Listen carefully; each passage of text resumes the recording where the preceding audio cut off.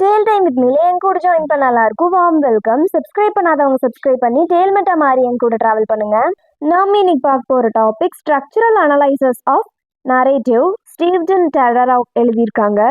இதோட இன்ட்ரோடக்ஷன் பார்க்கலாம். டெடராவ் கதைகள் எப்படி உருவாகுது அப்படின்றத விட அது எப்படி கட்டமைக்கப்படுது அப்படின்றத ஆய்வு பண்றாங்க. லிட்ரேச்சர்ல ஸ்ட்ரக்சரல் அப்ரோச் என்றால் என்ன அப்படின்றத எக்ஸ்பிளைன் பண்றாரு. எக்ஸாம்பிளுக்கு அவரோட பெக்காஷியஸ் டிகேம்ரோன்ல இருந்து வருது. What is structural approach? Structural அப்படின்னா லாஜிக்கல் ஆனது, பிசிக்கல் ஆர் ஸ்பேஷியல் சார்ந்தது இல்ல. ஸ்ட்ரக்சரலிசம் கதைகளுக்கு பின்னாடி உள்ள அடிப்படை பேட்டர்ன்ஸ் ஆர் ரூல்ஸை தேடுது. ஒரு லிட்ரரி ஒர்க் முக்கிய கவனம் செலுத்தும் ஒன்னா இல்லாம ஒரு லார்ஜர் சிஸ்டம்க்கு ஒரு எக்ஸாம்பிளா கருதப்படுது. கதைகளை உருவாக்கும் ஸ்ட்ரக்சரை புரிஞ்சுக்கிறதே அதோட குறிக்கோளா இருக்கு. அதை சம்மரைஸ் பண்றது இல்ல. 2 attitudes toward literature. First one, type, theoretical, focus, abstract rules and patterns படிக்கிறது. Example, structuralism. Second one, type, descriptive, focus, ஒரு specific work-ஐ describe பண்றது. Example, traditional criticism. டெடராவோட அனலைசிஸ் தியரிட்டிக்கல் ஆனது. இது சிங்கிள் டெக்ஸ்டுக்கு பியாண்ட் ஜென்ரல் சிஸ்டம் ஆஃப் நரேட்டிவை பார்க்குது. Internal versus external approach. First one, internal approach. இது அந்த ஒர்க் மேல கவனம் செலுத்துது, நியூ கிரிட்டிக்ஸ் மாதிரி. Second one, external approach. இது ஒர்க்கை சோஷியல், சைக்கலாஜிக்கல் ஆர் ஹிஸ்டாரிக்கல் ஃபேக்டர்ஸ்களுடன் மார்க்சிசம் ஆர் சைக்கோ அனலைசிஸ் போன்றவையுடன் இணைக்குது. ஸ்ட்ரக்சரல் அனலைசிஸ் என்பதை டெடராவ் சொல்றாங்க. இன்டர்னல் பிகாஸ் இது டெக்ஸ்டையே படிக்குது, ஆனா தியரிட்டிக்கலாவும் இருக்கு. ஏன்னா இது ஜென்ரல் நரேட்டிவ் லாஸை காண்கிறது அப்படின்னு சொல்லியிருக்காரு. What structural analysis avoid? Structuralism is not. First point, ஒரு கதையின் விளக்கம் ஆர் சுருக்கம். செகண்ட் பாயிண்ட், ஒரு சோஷியலாஜிக்கல், சைக்கலாஜிக்கல் ஆர் பிலாசபிக்கல் விளக்கம். Instant it studies. லிட்ரேச்சர் ஒரு சிஸ்டமா எப்படி செயல்படுது. கிராமர் ஆஃப் ஸ்டடீஸ் என்பது கதைகள் இருப்பதற்கு அனுமதிக்கும் structure. Main idea, structural analysis narrative ஸ்ட்ரக்சரோட தியரியை உருவாக்குறதே நோக்கமாக கொண்டிருக்கு. ஃப்ரேம் ஒர்க் எப்படி ஆர்கனைஸ் பண்ணப்பட்டு செயல்படுது என்பதை எக்ஸ்பிளைன் பண்ற ஒரு கட்டமைப்பு. ஒவ்வொரு ரியல் ஸ்டோரிகளும் இந்த யூனிவர்சல் ஸ்ட்ரக்சரோட ஒரு ரியலைசேஷன் மட்டும்தான். Key terms. First one, structure. ஸ்டோரிக்கு பின்னாடி உள்ள அப்ஸ்ட்ராக்ட் சிஸ்டம் ஆர் பேட்டர்ன் ஆகும். Second one, literary discourse. Literature மீனிங்ஸை வெளிப்படுத்தும் பொதுவான வழியாகும். Third one, virtual literature. லிட்ரேச்சர்ல எடுக்கக்கூடிய பாசிபிள் ஃபார்ம்ஸ் இருப்பது மட்டும் இல்லை. Theory and real work. இப்போ நமக்கு தெரியும் ஸ்ட்ரக்சரல் அனலைசிஸ்னா ஸ்டோரிக்கு பின்னாடி உள்ள ரூல்ஸை படிக்கிறது அப்படின்னு. ஆனால் இந்த ரூல்ஸ்களை கண்டுபிடிக்க நம்ம உண்மையான புக்குகளையும் கதைகளையும் படிக்கணும். அதனால தியரிஸ் அண்ட் ப்ராக்டிஸ் ரெண்டையும் ஒன்னா சொல்லுது. நாம இடையில ஃப்ரண்ட் அண்ட் பேக் நகர்றோம். அப்ஸ்ட்ராக்ட் ஐடியாஸ், நரேஷன், டிஸ்கிரிப்ஷன் போன்றவை. அண்ட் லிட்ரேச்சர்ல இருந்து உண்மையான examples. Poetic theories and description, practical studies ஒன்றுக்கு ஒன்று உதவுது. Literature should be studied as literature. Literature intellectually படிக்கிறது என்பது அது ஆர்ட்டா எப்படி செயல்படுது என்பதுல ஃபோக்கஸ் பண்றதாகும். இதோட மீனிங் சொசைட்டி ஆர் பிலாசபிக்கலாவே இக்னோர் பண்றோம் அப்படின்றது இல்லை. ஆனா மற்ற ஃபீல்டோட கம்பேர் பண்றதுக்கு முன்னாடி லிட்ரேச்சர் அதோட ஓன் டேர்ம்ஸை புரிஞ்சுக்கணும். Literature can be studied scientifically. Todorov சொல்றாரு, ஸ்ட்ரக்சரலிசம் லிட்ரேச்சர் ஆய்வுகளை அறிவியல் பூர்வமானதாக மாற்ற முடியும் அப்படின்னு. இது ஒரு சயின்ஸ் ஆஃப் லிட்ரேச்சர்களுக்கு தயாராகிறத போன்றதே அப்படின்னு சொல்றாரு. ஆர்ட்டுக்கு சயின்ஸ் ரொம்பவுமே குளிர்ச்சியானது அப்படின்னு அவர் நினைக்கிறதுனால பலர் இந்த கருத்தை விரும்புறதில்ல. இந்த பயம் ஏன் தவறானது அப்படின்னு டெடராவ் எக்ஸ்பிளைன் பண்றாரு. Henry James objections. Henry James the art of fiction அப்படின்றதுல சொல்லியிருக்காரு, ஒரு நாவல் என்பது அதோட அனைத்து பகுதிகளிலும் டயலாக், டிஸ்கிரிப்ஷன், ஆக்ஷன் இது எல்லாம் ஒன்னா கலந்த லிவிங் திங் அப்படின்னு சொல்றாரு. நாம இதை தொகுதிகளை போல பிரிக்க கூடாது. ஒரு கதையை பகுதிகளா பிரிக்கிறது அப்படிங்கிறது தப்பானது அப்படின்னும் இயற்கைக்கு மாறானது அப்படின்னும் அவர் நம்புறாரு. டெடராவ்ஸ் ரிப்ளே. ஃபர்ஸ்ட் பாயிண்ட், உண்மையான டெக்ஸ்ட்ல பியூர் இன்டர்பிரிட்டேஷன் ஆர் டயலாக்ஸ் ஆகியவற்றை காண முடியாது அப்படின்னு ஜேம்ஸ் சொல்றாரு. டெடராவ் இந்த கருத்தை ஏத்துக்கிறாரு, ஆனா பரவாயில்ல அப்படின்னு சொல்றாரு.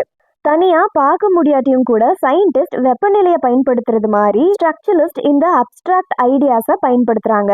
கருத்துக்கள் பியூர் ஃபார்ம்ல இருக்கணும் அப்படின்ற அவசியம் இல்லை, அதை தெளிவாக சிந்திக்க உதவுது. செகண்ட் பாயிண்ட், ஒரு கதையை பிரிக்கிறது அதோட ஒற்றுமையை அளிக்கும் அப்படின்னு ஜேம்ஸ் சொல்றாரு. டெடாராவ் இந்த கருத்துக்கு உடன்படல. ஏன்னா பயாலஜியில் பிளட், நர்வ்ஸ் அண்ட் மசில்ஸ் இது எல்லாமே ஒரே பாடியில் தான் இருக்கும். ஆனால் நம்ம அதை தனித்தனியாக படிக்கிறோம். அதே மாதிரி தான் ஸ்டோரி எலிமெண்ட்ஸ் எப்படி ஒன்றா செயல்படுது அப்படின்றத நம்ம தெரிஞ்சுக்கிறதுக்கு அதை நம்ம தனித்தனியாக படிக்கணும் அப்படின்னு சொல்கிறாரு. The question of subjectivity. ஒரு சில பீப்புள் சொல்கிறாங்க சயின்ஸ் ஆப்ஜெக்டிவ், ஆனால் லிட்ரேச்சர் ஸ்டடி சப்ஜெக்டிவ் அப்படின்னு. இதுக்கு டெடாராவ் பதில் சொல்கிறாரு. ஒவ்வொரு சயின்ஸ்லேயும் ஒரு சில சப்ஜெக்டிவிட்டி இருக்கும். சயின்டிஸ்ட் கூட தியரி ஃபார்ம்களை உருவாக்கும் போது தேர்வுகளை செய்கிறாங்க, ஆனால் அவங்க அதை லிமிட் அண்ட் கண்ட்ரோல் பண்ண ட்ரை பண்ணுறாங்க. லிட்ரரி கிரிட்டிக்ஸ் தனிப்பட்ட கருத்துக்களை அல்ல, ஸ்ட்ரக்சர் அண்ட் பேட்டர்ன்களை கவனம் செலுத்துறதன் மூலமா அதை செய்ய முடியும் அப்படின்னு சொல்கிறாங்க. ஒரு ஸ்டோரி எப்படி ஒர்க் ஆகுது அப்படின்றத நம்ம எவ்வளோ அதிகமாக படிக்கிறோமோ அவ்வளோ குறைவாக நம்ம சப்ஜெக்டிவிட்டியை சார்ந்தவங்களா மாறுவோம் அப்படின்னு சொல்கிறாரு. Key idea, concept, theory plus practice, simple meaning. நமக்கு இந்த ரெண்டுமே தேவை. தியரியை உருவாக்க உண்மையான படைப்புகளை படிக்கிறது முக்கியம் அப்படின்னு சொல்கிறாங்க. Second one, internal study. First, லிட்ரேச்சரை இலக்கியமாக புரிஞ்சுக்கணும். Third one, science of literature. தெளிவான லாஜிக்கல் மெத்தடை பயன்படுத்தி கதைகளை படிக்கணும். Fourth one, against Henry James. சயின்ஸில் பாடி பார்ட்ஸை தனித்தனியாக படிக்கிற மாதிரி ஸ்டோரி பார்ட்ஸை தனித்தனியாக படிக்கலாம் அப்படின்னு சொல்கிறாங்க. Fifth one, objectivity. கிரிட்டிக்ஸோட ஃபீலிங்ஸில் இல்லை, ஸ்ட்ரக்சரில் ஃபோக்கஸ் பண்ணுறதன் மூலியமாக அதிக ஆப்ஜெக்டிவ் நிலையாக இருக்க முடியும். Todorov says structuralism theory and real ஸ்டோரிஸ்களை இணைக்குது. இது லிட்ரேச்சர் ஸ்டடியை மேலும் சிஸ்டமேட்டிக் அண்ட் சயின்டிஃபிக்காக மாற்றும். கதைகளை நாம் பகுதிகளாக பிரிக்கிறது அதுக்கு தீங்கு விளைவிக்கிறது இல்லை, அது எப்படி செயல்படுது அப்படின்னு புரிஞ்சுக்கிறதுக்கு நமக்கு ஹெல்ப் பண்ணுது. எல்லா கிரிட்டிக்கும் சில சப்ஜெக்டிவிட்டி இருக்கும், ஆனால் ஸ்ட்ரக்சர் அதை குறைக்கிறதுக்கு உதவுது. இந்த பாயிண்ட்டை டெடாராவ் சொல்லிகிட்டே இருக்காரு. அப்புறம் இப்போ நாம் தியரியை புரிஞ்சுக்கிட்டோம், அது எப்படி செயல்படுதுன்னு பார்க்க வேண்டிய நேரம் இது அப்படின்னு டெடாராவ் சொல்கிறாரு. Focus on plot. இப்போ டெடாராவ் தியரியில இருந்து ப்ராக்டிஸ்க்கு மூவ் ஆகுறாரு. அவர் ஸ்டடி பண்ண ஒரு முக்கிய லிட்ரரி கான்செப்டை தேர்ந்தெடுக்கிறாரு, அதுதான் த பிளாட். லிட்ரேச்சர் பிளாட் மட்டுமே அப்படின்னு அவர் அர்த்தப்படுத்தல, ஆனால் ரீடர்ஸ் அதை பற்றி அதிகம் அக்கறை கொண்டிருந்தாலும் அந்த பிளாட் பெரும்பாலும் கிரிட்டிக்ஸ்னால புறக்கணிக்கப்படுது. அடுக்குகளை இன்னும் துல்லியமாக புரிஞ்சுக்கிறதுக்கும் விவரிக்கிறதுக்கும் உதவும் வகையில் தெளிவான கேட்டகரி சிஸ்டம்ஸை உருவாக்குறதே அவரோட கோலாக இருந்துச்சு. வை பிளாட் மேட்டர்ஸ். ஆர்டினரி ரீடர்ஸ் கதைகளை முக்கியமாக அதோட நரேஷன்ஸ் அண்ட் ஈவெண்ட்ஸ்க்காகவே ரசிக்கிறாங்க. இருந்தாலும் கிரிட்டிக்ஸ் பெரும்பாலும் ஈவெண்ட்ஸ் எப்படி கட்டமைக்கப்படுகிறது என்பதில் கவனம் செலுத்துறது இல்லை, தீம்ஸ் ஆர் மீனிங்ஸ் மேலே ஃபோக்கஸ் பண்ணுறாங்க. பிளாட்ஸை எப்படி பில்ட் பண்ணி இணைக்கப்படுது அப்படின்றத படிக்கிறது மூலியமாக டெடாராவ் இதை சரி செய்ய விரும்புகிறாரு. Example source Boccaccio's Decameron. Plot work எப்படி செயல்படுது என்பதை காட்ட டெடாராவோட டிகேம்ரோன்ல இருந்து ஷார்ட் ஸ்டோரிஸை பயன்படுத்துகிறாரு. ஆனால் அவர் பெக்காச்சியோ புக்கவே அனலைஸ் பண்ணலை, ஒரு பிளாட்டோட அப்ட்ராக்ட் ஸ்ட்ரக்சரை காட்ட மட்டுமே அவர் இந்த கதைகளை பயன்படுத்துகிறாரு. த 4 எக்ஸாம்பிள் ஸ்டோரிஸ். ஆக்சுவலி எனக்கு இந்த ஷார்ட் ஸ்டோரிஸில் அவ்வளோ உடன்பாடு இல்லை, பட் ஸ்டில் எக்ஸாம்பிளாக கொடுத்துட்டாங்க, நம்ம பார்த்து தான் ஆகணும். இதில் first story, monk and abbot. ஒரு மாக் ரகசியமாக ஒரு பெண்ணை அவரோட செல்லுக்குள்ளே அழைச்சிட்டு வர்றாரு. இதை ஒரு ஆபட் கண்டுபிடிச்சிடுறாரு.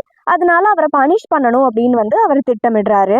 அந்த மாக் ஆபட்டை ஏமாத்திடுறாரு. அந்த செல்லிலிருந்து அவர் வெளியே வந்துடுறாரு. அந்த மாக்கு கையும் களவுமா பிடிச்சி பனிஷ் பண்ணணும் அப்படின்னு நினச்சி இந்த ஆபட் அந்த ரூம்குள்ளே போகிறப்போ அவர் அங்கே இருக்க மாட்டார். இப்போ அந்த கேர்ளும் அந்த ஆபட்டும் மட்டும் அந்த ரூம்குள்ளே இருக்க மாதிரியான அந்த சீன் முடிஞ்சிருது.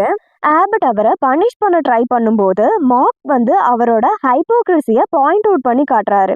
ரிசல்ட், இந்த மாக் அந்த பனிஷ்மெண்ட்ல இருந்து தப்பிச்சிட்டாரு. Second story, Isabetta the nun and the abbess. Isabetta அப்படின்ற யங் நன் அவங்களோட லவ்வரோட பிடிபடுறாங்க. ஆபஸ் அவங்கள தண்டிக்க வரவழைக்கிறாங்க. ஆனால் ஆபஸ் ஒரு மென்னோட ரகசியமாக இருந்ததை ஆக்சிடென்ட்லி அவனோட அண்டர்வேரை அவங்க தலையில் வேர் பண்ணியிருந்தாங்க. இந்த விஷயம் இந்த எசபெட்டாக்கு தெரிய வருது. ஸோ எசபெட்டா இதை பாயிண்ட் அவுட் பண்ணி ஆபஸோட சொந்த பாவத்தை எக்ஸ்போஸ் பண்ணுறாங்க. ஸோ இதோட ரிசல்ட், ஆபஸ் இந்த எசபெட்டாவை தண்டிக்கவே இல்லை, பனிஷ் பண்ணாமல் அப்படியே போக விட்டுறாங்க. Third story, Peronella and the cask. Peronella அவங்களோட லவ்வர் கூட இருக்காங்க. அந்த டைமில் அவங்களோட ஹஸ்பண்ட் எப்போ வர டைமை விட ரொம்ப சீக்கிரமாகவே வீட்டுக்கு வந்துடுறாரு. அதனால அவளோட லவ்வரை அந்த கேஸ்க்ல மறைச்சிடுறாங்க. இட் மீன்ஸ் அந்த கேஸ்கை வந்து வாங்குறதுக்கு யாரோ வந்திருக்காங்க அப்படின்னு சொல்லி அவங்க ஹஸ்பண்ட் கிட்ட வந்து சொல்றாங்க. அந்த ஹஸ்பண்டும் அவங்களோட ஒய்ஃபை நம்பி அந்த லவ்வர் கிட்ட அந்த கேஸ்கை வந்து வித்துடுறாங்க. இதோட ரிசல்ட் அவங்களோட லவ்வர் வந்து தப்பிச்சிட்டாங்க. ப்ரோனல்லா வந்து அவங்க ஹஸ்பண்ட் கிட்ட பிடிபடுறதுல இருந்து தவிர்த்துட்டாங்க. Fourth story, the clever wife and the ghost. ஒரு பொண்ணு அவளோட லவ்வர் கூட கண்ட்ரி ஹவுஸ்ல சீக்ரெட்டா மீட் பண்ணிக்கிறாங்க. ஒரு நாள் நைட் அவளோட ஹஸ்பண்ட் சீக்கிரமா வீட்டுக்கு வந்துடுறாங்க. அவளோட லவ்வர் கதவு தட்டும் போது டெய்லி நைட் அவளை பார்க்க ஒரு பேய் வர்றதா அவங்க ஹஸ்பண்ட் கிட்ட சொல்றாங்க. இதனால அவளோட ஹஸ்பண்ட் போலியா பேய் ஓட்டுறத செய்யறாங்க. அந்த லவ்வர் வந்து இந்த நிலைமையை புரிஞ்சுக்கிட்டு சேஃபா வெளியே போயிடுறாரு. இதோட ரிசல்ட் அந்த பொண்ணு பிடிபடுறதுல இருந்து தப்பிச்சிட்டாங்க. அவங்க ஹஸ்பண்ட் வந்து இந்த விஷயத்தை கண்டுபிடிக்காம அவங்க சேஃபா எஸ்கேப் ஆயிட்டாங்க. ஸோ இதுதான் வந்து சொல்லியிருக்காங்க. இதுதான் அந்த 4 example short stories. Common pattern in all 4 stories. இந்த எல்லா பிளாட்க்கும் ஒரே அடிப்படை அமைப்பை ஷேர் பண்ணிக்குது அப்படின்னு டடாராவ் பாயிண்ட் அவுட் பண்ணி காட்டுறாரு. ஒவ்வொரு கதைக்கும் இருக்கு. ஃபர்ஸ்ட் ஒன் தடை செய்யப்பட்ட ஆர் சீக்ரெட் ஆக்ட். இது வந்து பொதுவாக காதல் ஆர் ஏமாற்றுதல் அப்படின்றது இருக்கு. செகண்ட் ஒன் எக்ஸ்போஸ் ஆர் பனிஷ்மெண்ட்டை த்ரெட் பண்ணுது. தேர்ட் ஒன் குற்றவாளியை காப்பாற்றும் ஒரு புத்திசாலித்தனமான தந்திரம் ஆர் தலைகீழ் மாற்றத்தை வந்து குறிக்குது அப்படின்னு சொல்லியிருக்காங்க. ஸோ அதோட வேறுபாடுகளுக்கு கீழே அதே பேட்டர்ன் ஆர் ஸ்ட்ரக்சரை மீண்டும் நிகழ்த்துது. அப்ட்ராக்ட் ஸ்ட்ரக்சரல் ஃபார்முலா, செயல்களுக்கு இடையில உறவை காட்டும் ஒரு வகையான ஃபார்முலா. சிமெண்டிக் ஆர் சிம்பாலிக் ஃபார்ம்ல இந்த பொதுவான எலிமெண்ட்ஸ்களை நாம ரெப்ரசென்ட் பண்ணலாம் அப்படின்னு டடாராவ் சொல்றாரு. ஒரு ஆக்ஷன் இன்னொரு ஆக்ஷனை எப்படி இழுத்துட்டு போகுது என்பதை காட்ட அவர் ஏரோ ஆர் சைனை போன்ற சின்னங்களை பயன்படுத்துறாரு. Example, a forbidden act to risk of discovery to trick to escape or resolution. இந்த ஃபார்முலா கதையோட சர்ஃபேஸ் டீட்டெயிலை இக்னோர் பண்ணிட்டு அதுக்கிடையே பொதுவானதை வெளிப்படுத்துது. கீ ஐடியா, டடாராவோட பாயிண்ட் இதுதான். டிஃப்ரெண்ட் ஸ்டோரி ஒரே டீப் ஸ்ட்ரக்சரை ஷேர் பண்ணிக்கலாம். ஸ்ட்ரக்சரல் அனலைசஸ் சர்ஃபேஸ் பிளாட்டுக்கு பின்னாடி உள்ள இந்த மறைக்கப்பட்ட பேட்டர்ன்ஸை கண்டறிய முயற்சிக்குது. இந்த ஸ்ட்ரக்சரை புரிஞ்சுக்கிட்டதுக்கு அப்புறம் அனைத்து நரேட்டிவ்ஸ்களும் எப்படி ஆர்கனைஸ் பண்ணப்படுது என்பதை பற்றி படிக்கலாம். இந்த பாயிண்ட்ஸ் எல்லாத்தையும் தான் டடாராவ் வந்து சொல்லியிருக்காங்க. Plot as a class. Example story, X ஒரு சட்டத்தை மீறுது, ஸோ ஒய் வந்து எக்ஸை தண்டிக்குது. கிராமர் போலவே ஒரு உட்பிரிவா ரெடியூஸ் பண்ணலாம். எனவே ஒரு நரேட்டிவ் ஒரு சென்டென்ஸை போல ஸ்ட்ரக்சரை கொண்டிருக்கு. Example, X violates a law. Subject வந்து எக்ஸ் ப்ளஸ் வேர்ப் வந்து வயலேட்ஸ் ப்ளஸ் ஆப்ஜெக்ட் வந்து லா. ஸோ இது வந்து ஒரு எக்ஸாம்பிளாக நமக்கு கொடுத்துருக்காங்க. The part of speech in narratives. லாங்குவேஜில் நவுன், வேர்ப் அண்ட் அட்ஜெக்டிவ் இருப்பது போல கதைகளுக்கும் இதே மாதிரியான பார்ட்டை வந்து கொண்டிருக்கும் அப்படின்னு சொல்கிறாங்க. இதில் first one agents, noun. X and Y proper நவுனை போன்றது. அது ஆக்ஷனில் யார் யாருக்கு என்ன செய்கிறாங்க சப்ஜெக்ட் ஆர் ஆப்ஜெக்ட்ஸாகவே செயல்படுது. Second one action, verb. Violate, punish, avoid இது மாதிரியான வேர்ட்ஸ் சேஞ்ச் ஆர் ஆக்ஷனை காட்டுது. இது அந்த கதையை முன்னோக்கி நகர்த்திட்டு போகுது. Third one qualities, adjectives. கேரக்டரோட பண்புகளை டிஸ்கிரைப் பண்ணும், அதோட ஆக்ஷன்களை இல்லை. எக்ஸாம்பிள், ஃபர்ஸ்ட் ஒன் எர்மினோ, இவர் வந்து கஞ்சத்தனமானவர் அப்படின்னு சொல்கிறாங்க. செகண்ட் ஒன் குலாமி, தாராளமான மனப்பான்மையை கொண்டவர் அப்படின்னு சொல்கிறாங்க. இந்த குணங்கள் வந்து கதையின் முடிவில் மாறலாம், வளர்ச்சியை இது வந்து காட்டும். Status affirmative or negative. Action positive or நெகட்டிவாக இருக்கலாம். எக்ஸாம்பிளுக்கு தண்டிக்கலாம் ஆர் தண்டிக்காமல் விட்டுறலாம். ஸ்டோரி இந்த நிலைகளுக்கு இடையில மாறக்கூடும். இந்த சேஞ்ச் பிளாட் ஸ்ட்ரக்சரோட ஒரு பகுதியாகும். Modality, possible, necessary, desired actions. Example, Y வந்து எக்ஸை தண்டிக்கணும். இது இன்னும் உண்மையானது இல்லை, ஆனால் எதிர்பார்க்கப்பட்டது ஆர் தேவைப்பட்டது. இது உண்மையான செயலை இல்லை, சாத்தியமான செயல்களை காட்டுது. மூடாலிட்டியை பொறுத்து வெவ்வேறு கதை வகைகளை வரையறுக்கலாம். First one legend, imperative mood, comments, moral examples. Second one fairy tale, objective mood, wish or desire fulfilled. Point of view, perception. Example, X சட்டத்தை மீறல அப்படின்னு ஒய் நம்புது, ஆக்ஷன் அல்ல. பிலீஃப் ஆர் பெர்செப்ஷன்ஸை அறிமுகப்படுத்துகிறாங்க இங்கே. இது கண்ணோட்டத்தில் உள்ள வேறுபாட்டை காட்டுது. கேரக்டரோட ஆக்ஷன்ஸை எப்படி டிஃப்ரெண்ட்டாக பார்க்குறாங்க அப்படின்றத சொல்லுது. பாயிண்ட் ஆஃப் வியூ அப்படின்றது ரீடர்ஸ் அண்ட் நரேட்டருக்கு இடையில மட்டும் இல்லாமல் கேரக்டர்களுக்கு மத்தியிலையும் கூட இது இருக்கும். Relation between classes. கிளாஸ் பல்வேறு வழிகளில் இணைக்கப்படுது. ஃபர்ஸ்ட் ஒன் காரணம், cause effect. Second one entailment, presupposition, logically பின்பற்றுவதாக கருதப்படுவது. தேர்ட் ஒன் டெம்பரல், ஒரு ஈவெண்ட் மற்றொன்றை தொடர்றது. ஃபோர்த் ஒன் ஸ்பேஷியல், நிகழ்வுகளுக்கு இணையா நிகழும். எடுத்துக்காட்டுல எல்லாமே காரண காரியமானது. எக்ஸ் சட்டத்தை மீறுது, அதனால ஒய் எக்ஸை தண்டிக்குது. சீக்வன்ஸ், கம்ப்ளீட் நரேட்டிவ் யூனிட், உட்பிரிவுகளை வரிசையில ஆர்கனைஸ் பண்ணும்போது அது ஒரு வகையான வரிசையை உருவாக்குது, ஒரு முழுமையான கதை. கடைசி வாக்கியம் ஃபர்ஸ்ட் வாக்கியத்தை மீண்டும் சொல்லும் போது அல்லது டிரான்ஸ்ஃபார்ம் பண்ணும்போது அந்த கதை முடிஞ்ச மாதிரி ஃபீல் ஆகும். எக்ஸாம்பிள், பனிஷ்மெண்ட்டோட தீம் முதல்ல ஒரு கடமையாகவும் ஒய் எக்ஸை தண்டிக்கணும், பின்னாடி மறுக்கப்பட்டதாகவும் ஒய் எக்ஸை தண்டிக்கல அப்படின்னு தோணும். மாறுபாடுகளுடன் கூடிய இந்த ரெப்பிட்டேஷன் ஒரு நிறைவு உணர்வை தருது.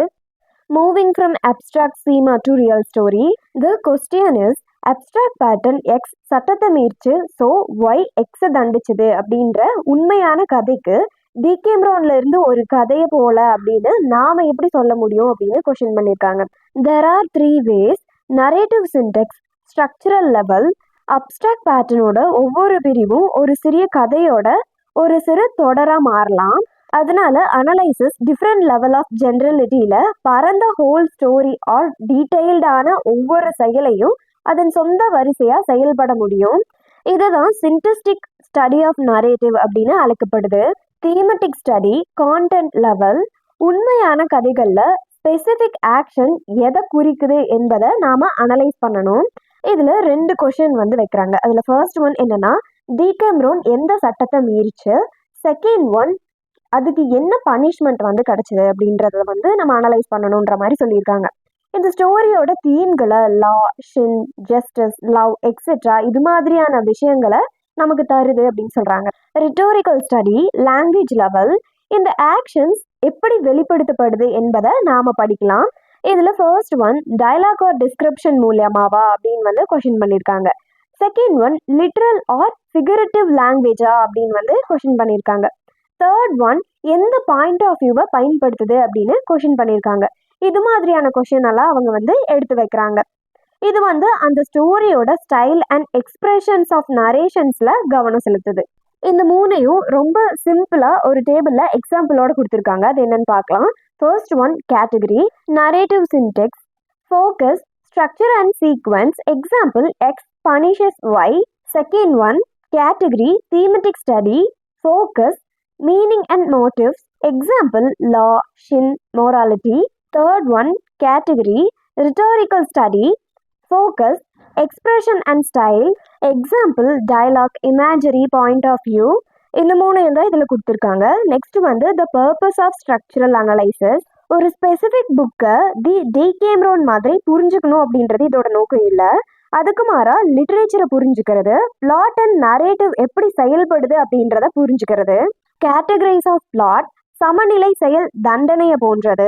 எந்த ஒரு கதையையும் முறையா டிஸ்கிரைப் பண்ண அது நமக்கு உதவுது.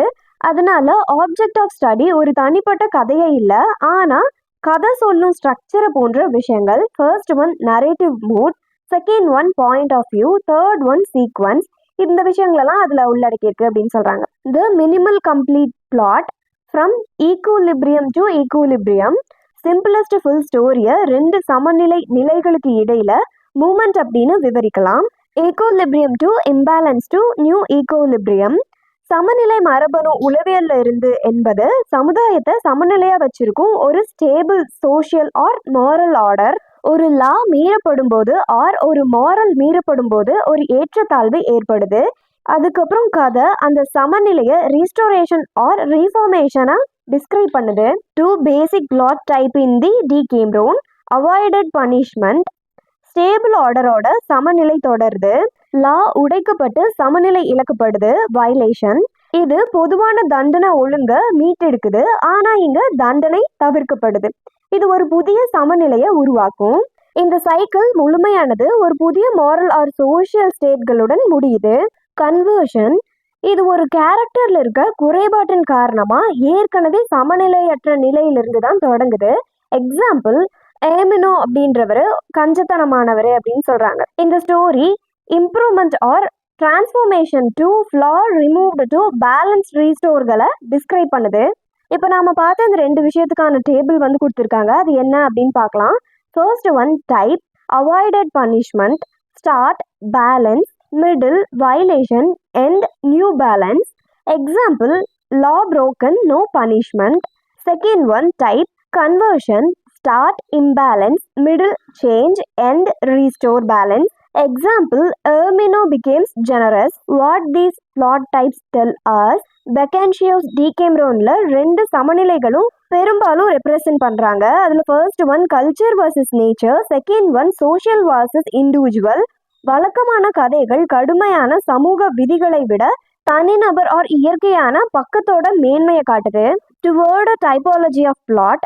நெக்ஸ்ட் கோல், விளையாட்டுகளை வகைப்படுத்துவது போல பிளாட்களின் வகைப்பாட்டை கிளாசிஃபிகேஷன் சிஸ்டம் உருவாக்குறதாகும். கேம்ஸ் அண்ட் பிளாட் ரெண்டுமே ரூல்ஸ், ஆக்ஷன்ஸ் அண்ட் அவுட்கமோட சிஸ்டம் ஆகும். அதனால அது சிமிலர் ஸ்ட்ரக்சர்களை ஷேர் பண்ணிக்க கூடும். ஆனால் ஸ்ட்ரக்சரலிஸ்ட் இந்த ஃபீல்டை இன்னும் வளர்ச்சி அடைஞ்சு வர்றதை ஒத்துக்கிறாங்க. அதனால கேட்க வேண்டிய சரியான கேள்விகள் இன்னும் நமக்கு தெரியல. What is the object of poetics? Structural poetic லிட்ரேச்சரை தனிமைப்படுத்தப்பட்ட நூல்களா அல்ல, அடையாளத்தின் அமைப்பா படிக்குது. ஆர்டிகோ ஒய் கேசட் கூற்றுப்படி சயின்ஸ் என்பது திங்ஸை பற்றினது இல்லை, அதுக்கு மாறா அது ரெப்ரசன்ட் பண்ண நாம் பயன்படுத்தும் அறிகுறிகளின் அமைப்பை பற்றினது. ஸோ கவிதையில் லிட்ரேச்சரை படிப்பது மட்டும் இல்லை, அது லிட்ரேச்சர் என்றால் என்ன என்பதற்கான ஒரு மாடலையும் உருவாக்குது. லிட்ரேச்சர் என்பது கவிதை தன்னை புரிஞ்சு கொள்ளும் ஒரு ஊடகமாக மாறுது. கவிதைகள் ரெண்டு துருவங்களுக்கு இடையே நகருது. அதில் ஃபர்ஸ்ட் ஒன் செல்ஃப் ரிஃப்ளெக்ஷன், அது சொந்த முறைகள் அண்ட் மொழியை படிக்குது. Second one analysis of literature, அதன் வெளிப்படையான பொருள். இது தியரிஸ் அண்ட் டெக்ஸ்டுக்கு இடையே ஒரு நிலையான இயக்கமாக இருக்கு. Practical conclusion, method is central. அறிவியல் போலவே பொயட்டிக்ஸ்களும் வழிமுறைகள் இரண்டாம் பட்சமானது இல்லை, அது மையமானது அப்படின்னு சொல்றாங்க. ஃப்ராய்ட் ஒன் சைடு, ஒரு அறிவியல் படைப்புல முக்கியமானது உண்மைகளின் தன்மை இல்லை, ஆனா அதை கண்டறிய பயன்படுத்தும் முறையின் கடுமை அப்படின்னு சொல்லியிருக்காரு. அதனால கவிதைகளின் உண்மையான குறிக்கோள் கவிதைகளை அனலைஸ் பண்றதுக்கான துல்லியமான சிஸ்டமேட்டிக் மெத்தட்களை உருவாக்குறதே ஆகும். இதோட இந்த டாபிக் கம்ப்ளீட் ஆயிடுச்சு. இது வரைக்கும் டேல் டைம் வித் மீல என் கூட டைம் ஸ்பெண்ட் பண்ண எல்லாருக்கும் ரொம்ப நன்றி. வீடியோ பிடிச்சிருந்தா லைக் பண்ணி சப்ஸ்கிரைப் பண்ணிருங்க. உங்களோட ஃப்ரெண்ட்ஸ்க்கும் ஷேர் பண்ணி படிக்க சொல்லுங்க. நெக்ஸ்ட் வீடியோல பார்க்கலாம் நம்ம.